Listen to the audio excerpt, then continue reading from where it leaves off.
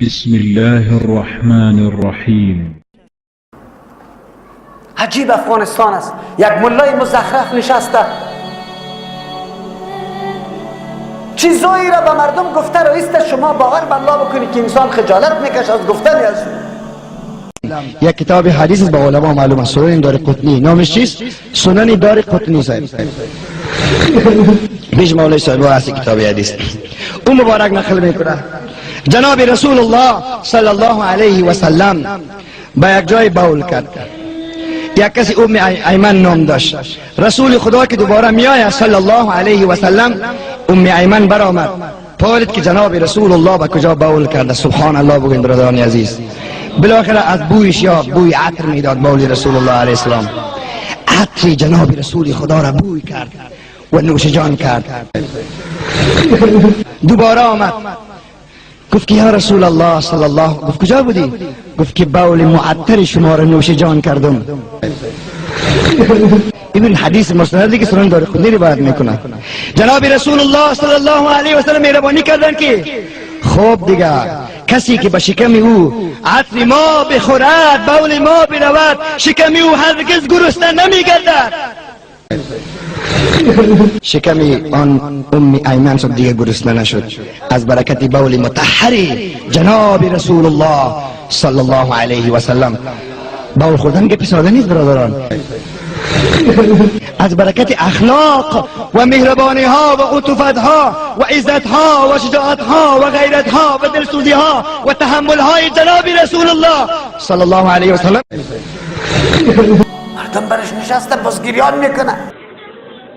ای الله کریم رحم کو چشمهای ما را از گناه، زبانهای ما را از گناه، گوشهای ما را از گناه، قلبهای ما را از گناه، دستهای ما را از گناه، پاهای ما را از گناه نگاه کن یا الله. اگر بگیری طاقت نداریم خدایا، اگر بسوزی طاقت نداریم، اگر به جهنم بیندازی کجا طاقت الهی. اگر دلیل پرسان کنی حلی دلیل و حجت نداریم الهی. چه می شود؟ محض کرم و فضلت طبقی که در حدیث مبارک فرموده ایم ثلاث حتیات سه تا کفهای بلا کیف بلا حساب داخل جنت میره.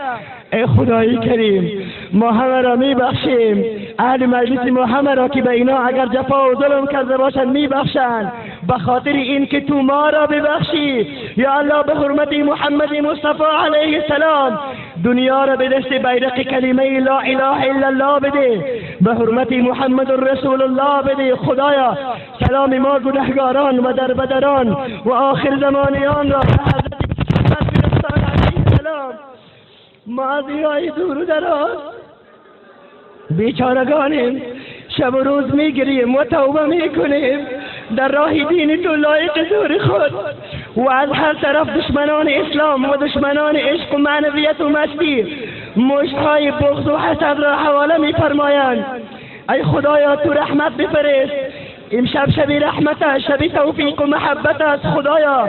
کافران و مسلمان، فاسقان و غافلان را مسلمان های واقعی بگردان. عجیب است این اسلام. طرف به گریان اسلام میشه. الله از پیشت حق طلب میکنه.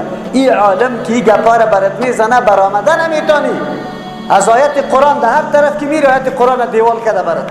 هر طرف که خیز میزنی آیت قرآن در چهار طرف دیوال است. کدام طرف خیز میزنی؟ این گپا قطعی تو مکالمه میشه. جواب بده که مشرک هستی یا نه که موحد هستی. پس همین مردم که همین طور آدم بد نگویه کی بد بگویه؟ راست نبگویه. و دیگ که پیسه جمع میشه و آقایی که دستش بوسه میشه در کل عمر کلند در دست خود نگرفته آبی دستشان مردم در جان خود میماله. اوره که گپا را بزنی خوب ولی او مجبور است که سری تو فتوا بلگانه. 20 مرید خدا علیه تو تحریک کرده میتونه؟ نمیتونه؟ میتونه. لیکن این وظیفه کی است؟ مسئولیتی کی است که این مبارزه را ادامه بده؟ شما که در اینجا در چند روز برای مسابقه اینجا آمده کتاب میخونه بی خاطر نامده که در مسابقه کامیاب شیم یک چیزی بگیریم. شما در چند روز این را درک بکنی که مسئولیت ما چی است. وقتی شرکی قدر گناه خطرناک و بزرگ است و ملت ما در این مبتلا است ما چی قسم بکنیم؟ پانتون خواندن برای ما خیلی فرض و ضروری است یا دعوت دادن به سوی توحید الله کدامش؟ اونجا باز آدم درک میکنه که بی پدر و مادرم در کدام عقیده است. آیا توحید میشناسن، شرک میشناسن یا نه؟ این کتاب انجام آخرش امی گپ است که آیا ما واقعا توحید و شرک میشناسیم؟ از شرک اجتناب و توحید در زندگی خود لازم گرفتیم یا نه؟ خود به خود معلوم میشه. این عقیده میگه. امروز توسل شرکی را رد کو، در قبر گردش رد کو، قبر بوسه کردن رد کو، سنگار در جان مالیدن رد کو، جنده بالا را رد کو، رشمه ها را در گردن بسته کردن رد کو، قدی و ناقدیش رد کو، وهابیستی.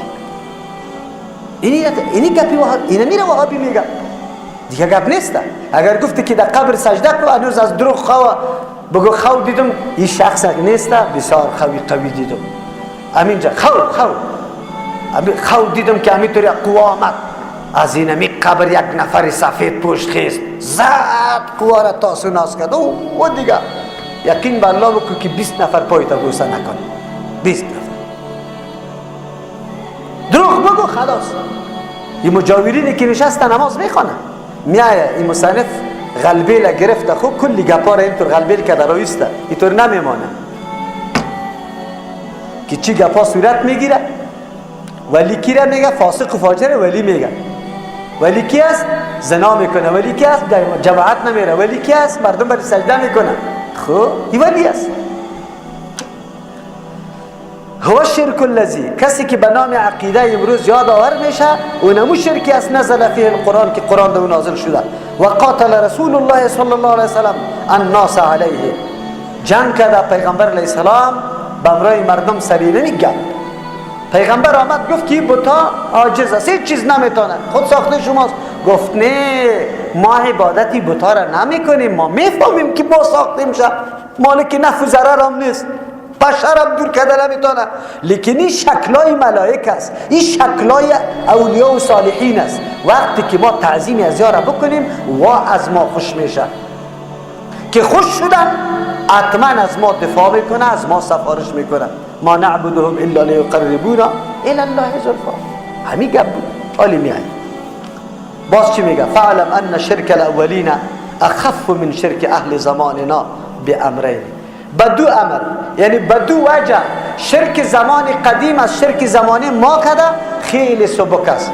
شرکی که در زمان ما صورت میگیره از دو وجه بسیار بزرگ است، بسیار عظیم است از شرک مردم سابق کرده. اول احدهما ان الاولین لا یشرکون، مردمای سابقه شرک نمی کردن، ولا یدعون الملائکه، حاجت خود طلب از ملائکه نمی کردن، ولا اولیاء از اولیاء نمی کردن، ولا اوثان از بتان نمی کردن، مع الله امرای الله، مگر در یک حالت الا فی الرخاء، وقتی که آرام و راحت موجود می شد، تکلیف و مصیبت نمی بود، در شدائد و سختی واقع نمی شد، در حالت راحت می گرفتن نظرها را به نام ازوا می کردن، طوافا را در گردش می کردن، ذبح را در پیشش می کردن.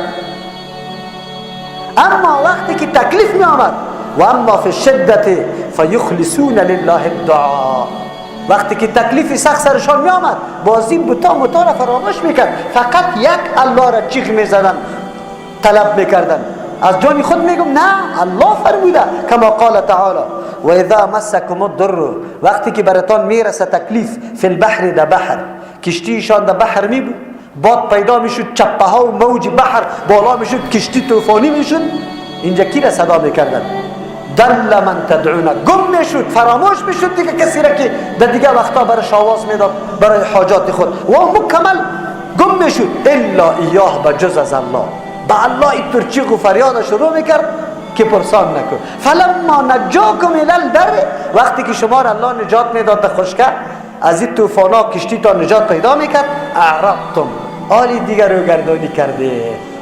بجای از اینکه واقعا توحید الله را بشناسی و بگویی که ما را نجات الله سبحانه و تعالی داده، چی میکردن؟